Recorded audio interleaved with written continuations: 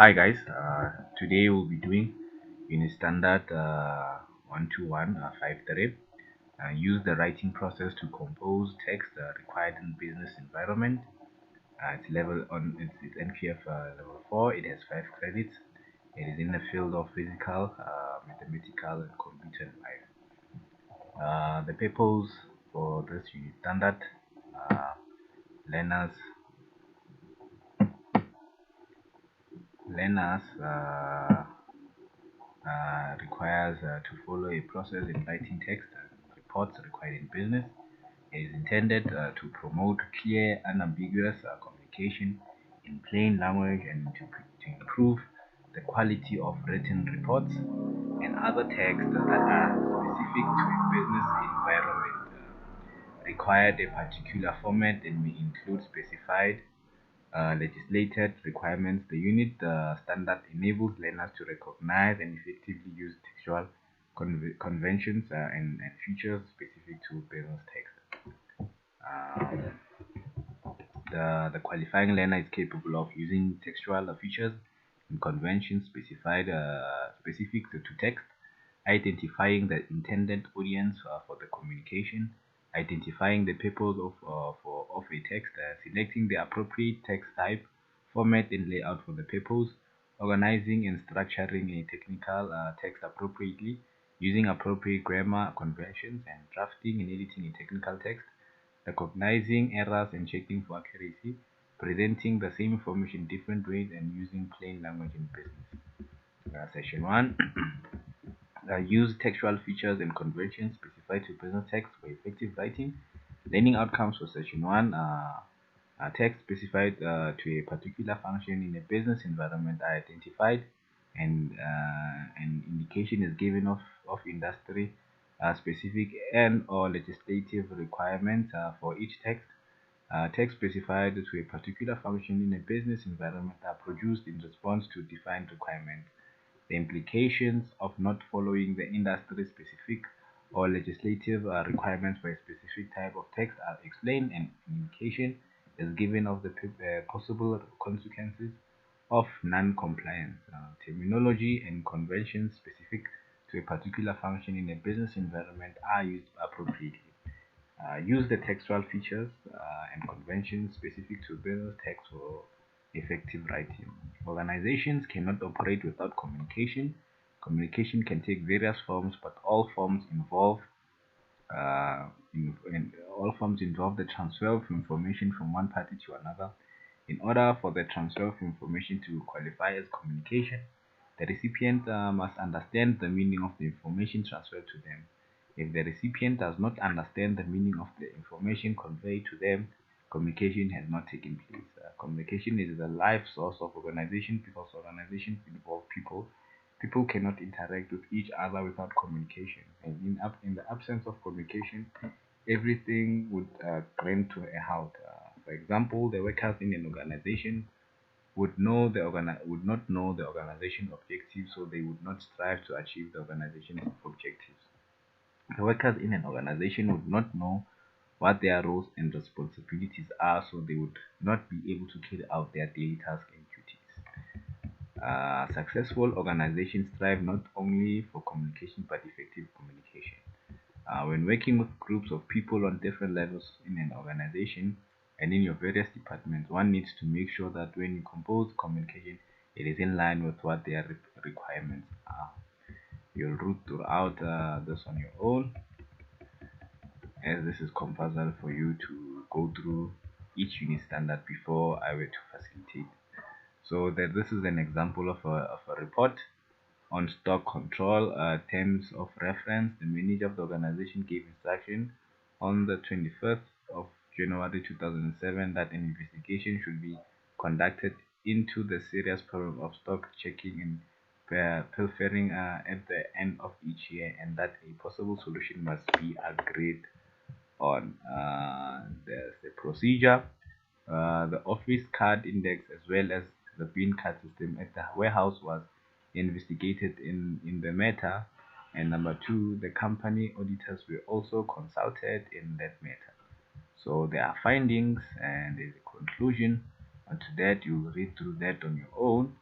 and there's recommendations as well.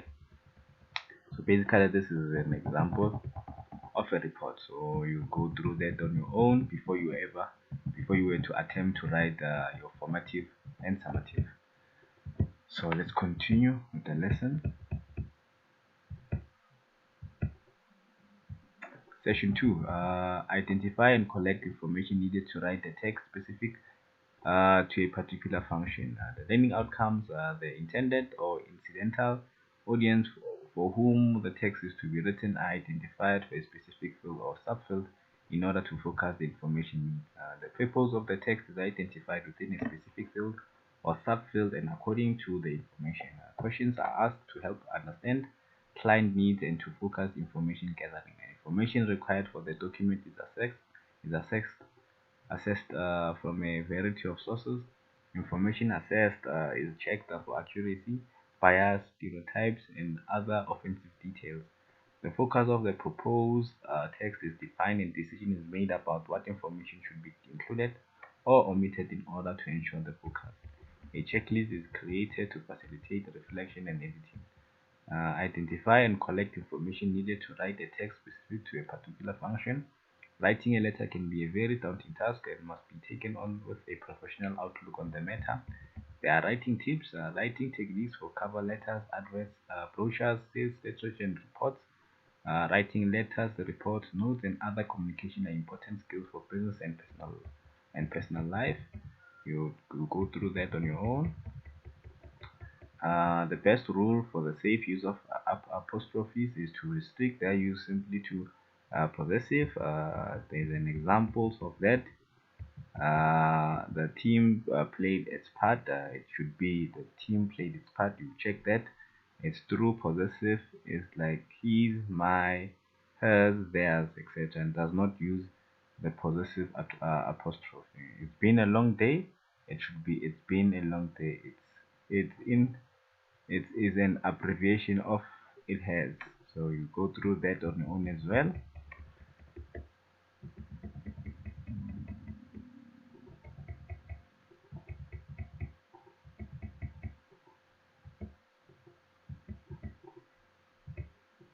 Writing letters, whether writing a letter of complaint, introduction, or proposition, you must keep it brief. If your letter can be read and understood in less than 20 seconds, it has limited chances of success. It used to be 30, this time limit gets shorter every year. Think about the purpose of your letter. It will rarely be to resolve something completely. Writing reports, template structure. It has a title, author, date, content, introduction and terms of reference, executive summary, background, history or situation, implication, issue, opportunities, threats, and solution, action and decisions, recommendation and actions, appendix and optional bibliography and acknowledgements. I'll go through that on your own as well. Writing reports when you are not sure what's required. If you ever are confronted with the task of writing a report and you are not sure of how to go about it, here are some tips. You go that on your own as well. The tips. Please go through this so that you could understand and what is required for you to do on the formative and the summative. You won't be able to write that and understand if you don't go through this and read to understand, not learn through. Session 3, compose a text using plain language for a specific function. Learning outcomes, a format and structure is selected for the text that is appropriate for the intended audience and function. The main points to be included in the text are identified and the necessary supporting details are added. A first draft of the text is written that collects the necessary information in a rough framework. Tips and tools for effective writing skills. 7 general concepts as they are listed below, stating your purpose quickly, separating details from actions, writing conventionally to engage your readers, updating your writing style, Style for today's business environment: being specific and concrete, being personal and positive, avoiding overworked words and phrases. Organizing information: how to start writing quickly. Organize information to help your readers. Data dumping and mind mapping as organization tools. Being concise and clear: measure your writing efficiently.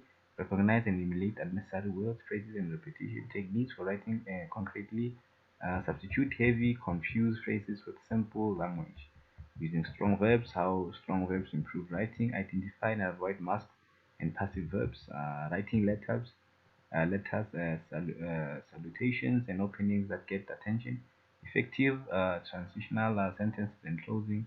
Personalize your letters to create interest and establish credibility. How to be positive and convey sincerity. Write refusal letters with clarity and tact. Reviewing mechanics, correct grammar, punctuation, and word usage. Parallel construction, proofreading techniques, show emphasis. Structure your sentence for greater impact. Reduce unnecessary story details. Design your page effectively. Writing emails, memos, and reports. Write simple to the point emails. Create attention-getting subject lines.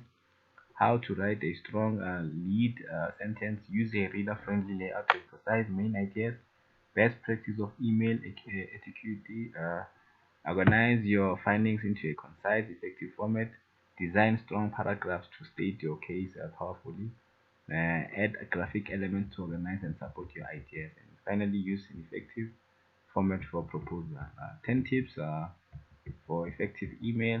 Number one, think before you write.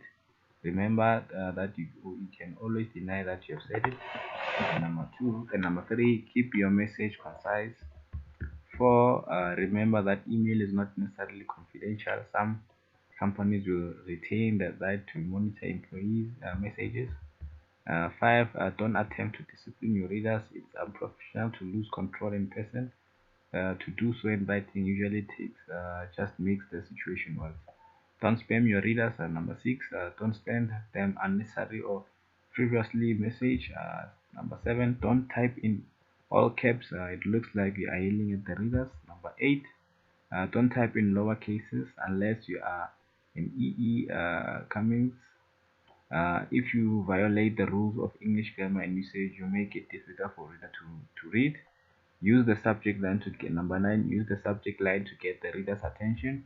And finally, 10. Take the time to proofread your document before you send it. Tone in business writing. What is tone? Tone in writing refers to the writer's attitude toward the reader and the subject of the message. How can I make sure my message has the appropriate tone? The writer should consider several things when preparing to write. The following question will help you to determine the appropriate tone for your message. Why am I writing this document? Who am I writing to, and what do I want them to understand? What kind of tone should I use? Why am I writing this document? You should take the time to consider the purpose of your document in order to determine how you should express the message which you wish to convey. Who am I writing to, and what do I want them to understand? Who is your audience? Whether it is an employer or a fellow worker, it is essential that you consider your reader before writing any document. For example, Bob is writing a cover letter for a position as a sales representative for a newspaper. He is unsure that he will be able to succeed at such a position and uses phrases such as, I hope that you will contact me. I know that my qualifications are not very impressive, but the reader is likely to interpret these phrases to mean that Bob isn't really qualified for the position, or that he doesn't really want the position. Clearly, Bob is not assuming an appropriate tone. He must consider that he is applying for a position as a sales representative. He wants the employer to ask him to come in for an interview. The employer will look for highly motivated and confidential individuals. If Bob were to consider these things, he may rewrite his cover letter to include such phrases as, "You can reach me at that number. I look forward to hearing from you. My qualification make me an excellent applicant for this position." The tone of the message has changed drastically to sound more confident and self-assured. What kind of tone? should I use? You can use the same kind of tone for most business messages.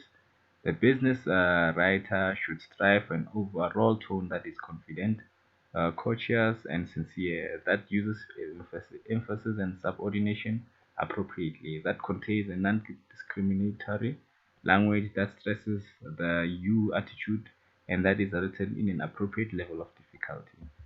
Keep in mind when considering what kind of tone to use in your letters and how to present information in that tone. Be confident, be courteous and sincere. Use appropriate emphasis and subordination. Use non-discriminatory language. Stress the benefits for the reader. Write an appropriate level of difficulty. We went through that. You go through that on your own to further understand.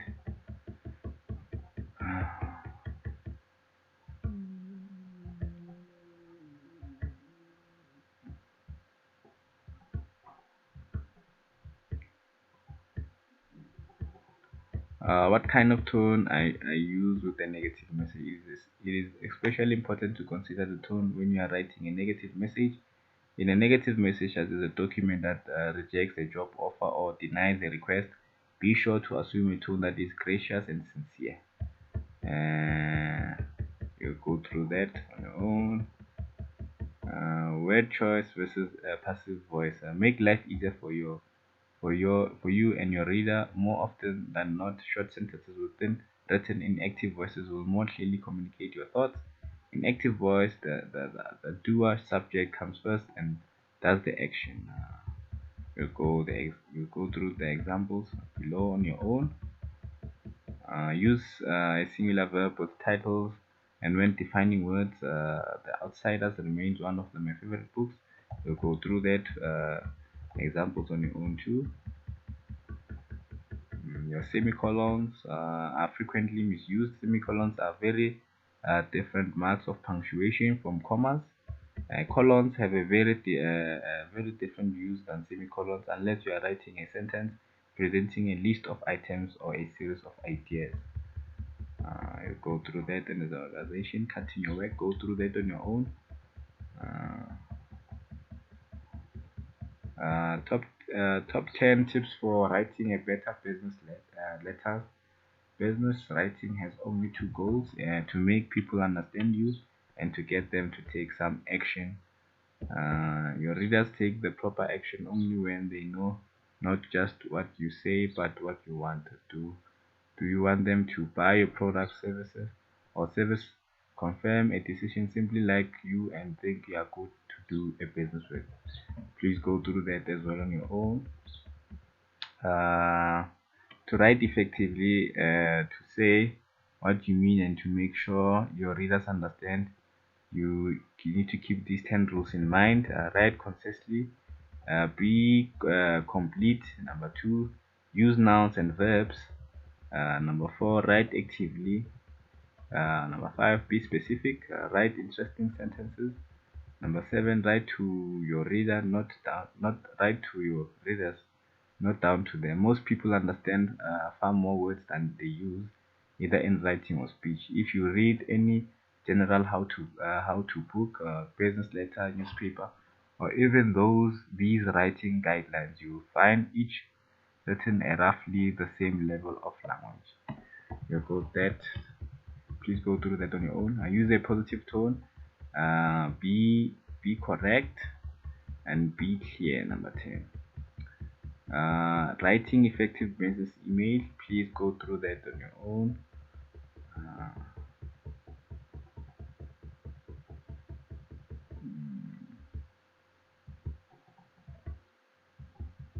Uh, 7 tips for fine-tuning your business writing skills. Uh, Number 1, keep it short and simple. Number 2, be specific and avoid generalizations. Number 3, use the active voice. And number 4, use parallel structure. Number 5, organize your writing. And number 6, watch your tone. Number 7, edit for grammar, punctuation, and spelling. Uh, you go through that on your own as well. for you to understand better. General writing tips. In this section, you'll plan your document, put the readers first, use words your reader will know, use everyday language, use short sentences and brief paragraphs, use active rather than passive voice, avoid overcapitalization, be unambiguous and tell the reader where they can get more information. Plan your document, put the reader first, use words your reader will know, use everyday language.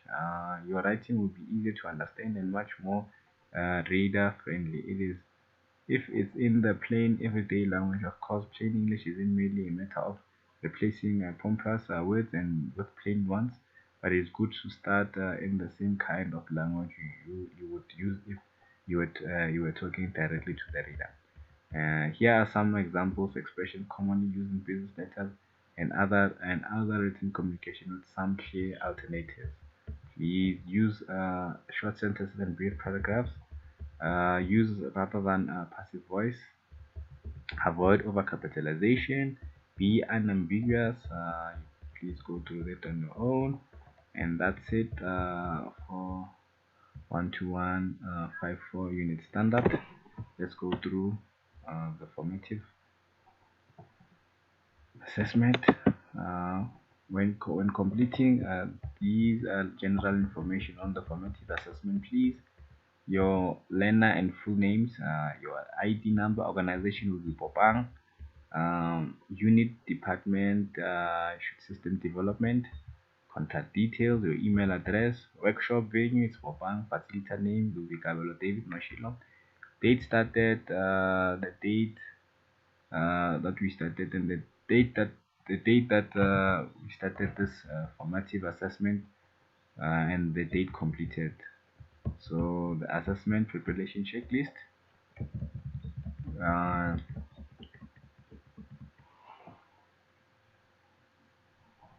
this assessment is formative assessment and is based on the outline unit standards for the use of writing process to compose text required in the business environment. Yes, you have to tick yes. And then your assessment evidence for use the writing processes to compose text required in the business environment needs to be submitted uh, on today, which is the 19th of August month of August, year 2020, and you'll be addressed based on the outline unit standards. The assessment activities are linked to specific outcomes and assessment criteria for the outline unit standards. To determine your competence level, the following are the methods to be used for this assessment. Competent and not yet competent. To be declared competent on the use of the writing process to compose this required in the business environment, you should have obtained at least 80% of the total marks, and you'll be provided with detailed feedback on your performance of this assessment as follows: written and verbal feedback.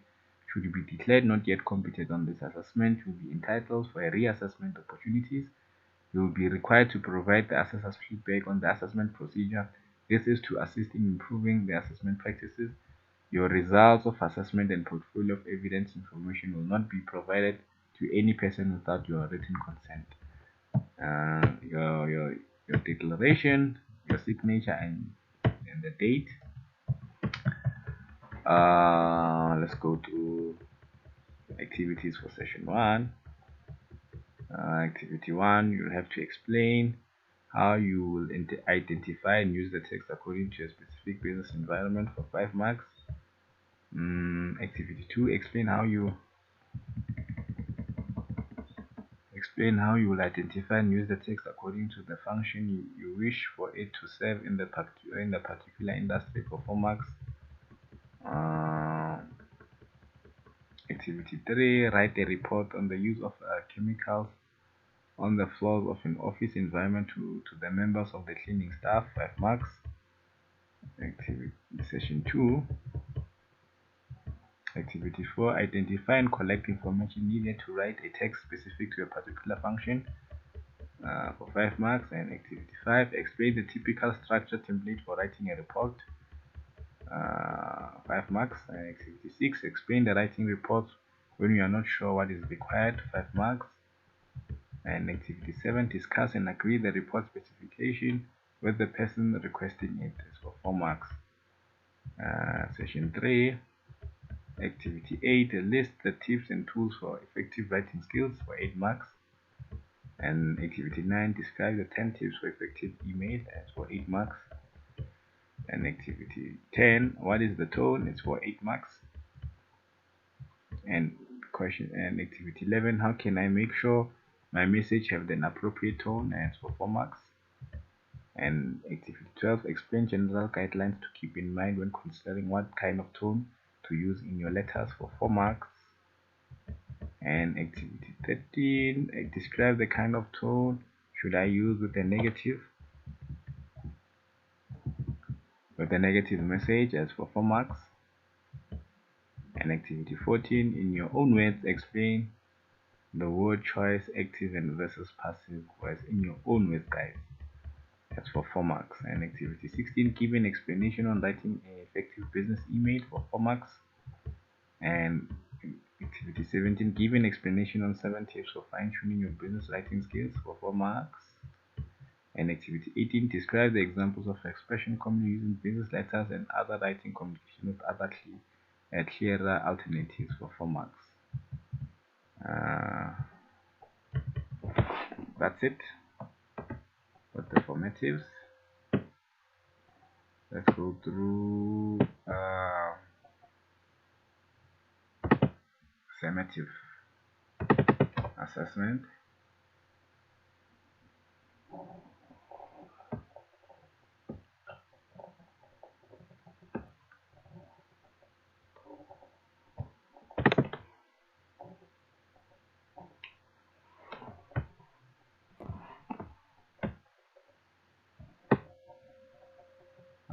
Please fill this info on the blank spaces. Your full name and surname, ID number, the name of assessor, leave it blank, and date of assessment is today's date. No, it's tomorrow's date. The venue, it's Popang, and it's a knowledge. It's a knowledge test. Leave the two, the knowledge and the skill, leave it blank. Put your signature. You'll have to, in section A, please do the same. Learnership agreement number, leave it blank. Company Bopang, site Bopang, your ID number. Section B as follows. No, it's for assessor information, leave it blank. And section C, leave it blank also. Part 1, you'll skip that. Part 2, date of assessment, you write tomorrow's date. Start, time of assessment, it's 3 to 4. It's 3 to 4. Venue for bank, contact person, it's my number. Language, it's English. It's a written knowledge test. The pre-assessment meeting checklist.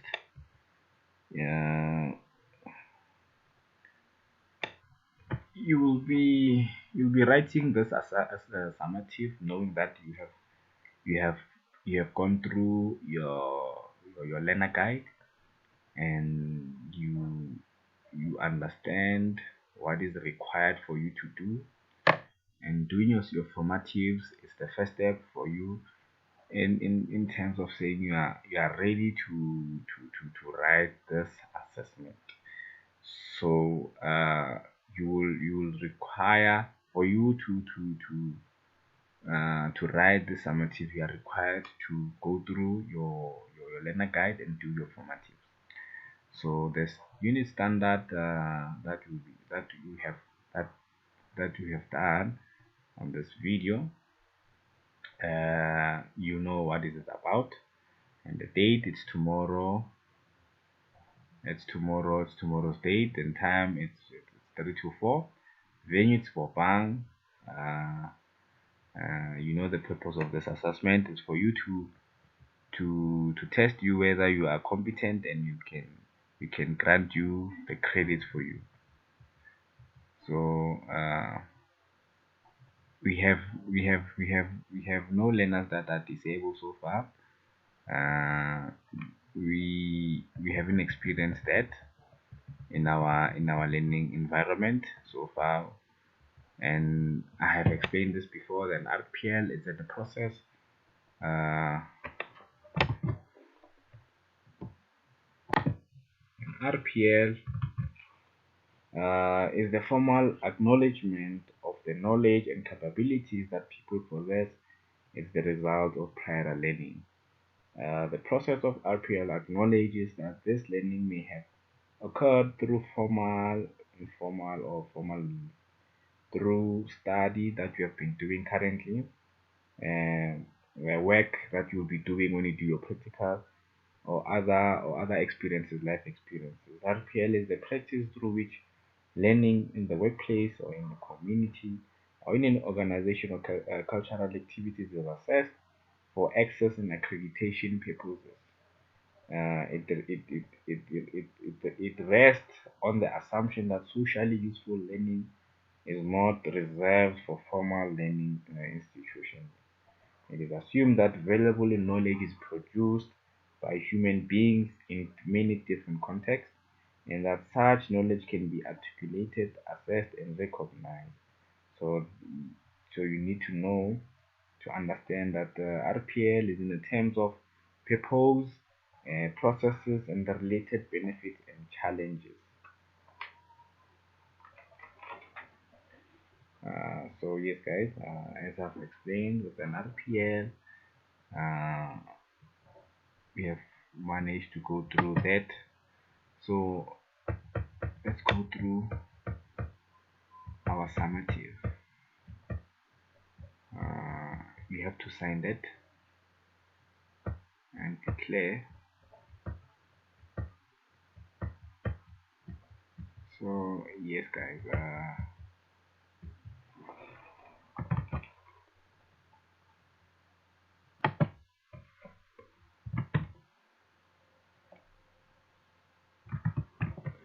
assessment instruments. This assessment instrument included in this assessment pack all the summative assessment instruments and are to be read in conjunction with the formative assessment instruments contained in the learner workbook. Both formative and summative are to be retained as part of the learner's portfolio of evidence.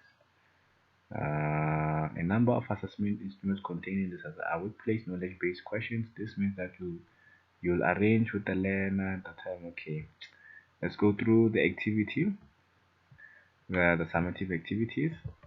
Activity 1, explain how you will identify and use the text according to a specific business environment. Activity 2, explain how you'll identify and use the text according to the function you wish for it to serve in the particular industry. Activity 3, write a report on the use of chemicals on the floors of an office environment to the members of the cleaning staff. Activity 4, identify and collect information needed to write a text specific to a particular function. Activity 5, explain a typical structure template for writing a report. And activity 6, explain the writing reports when you are not sure what's required. And activity 7, discuss and agree the report specification with the person requesting it. And activity 8, list the tips and tools for effective writing skills. Activity 9, describe the 10 tips of effective email. Activity 10, what is tone? Activity 11, how can I make sure my message have the appropriate tone? Activity 12, explain general guidelines to keep in mind when considering what kind of tone to use in your letters. Activity 13, describe the kind of tone should I use with a negative message. Activity 14, in your own words, explain the word choice, active versus passive voice. Activity 15, list and describe top 10 tips for writing a business letters. Activity 16, give an explanation on writing effective business emails. Activity 17, give an explanation on 7 tips for fine-tuning your business writing skills. And activity 18, describe the examples of expression commonly used in business letters and other written communication with some clearer alternatives. That's it, guys. Please complete the formative and summatives, and the due date is tomorrow 4 p.m. So thank you guys for tuning in. We'll meet again on our sessions via Zoom and in our next video for our next unit standard. Thank you.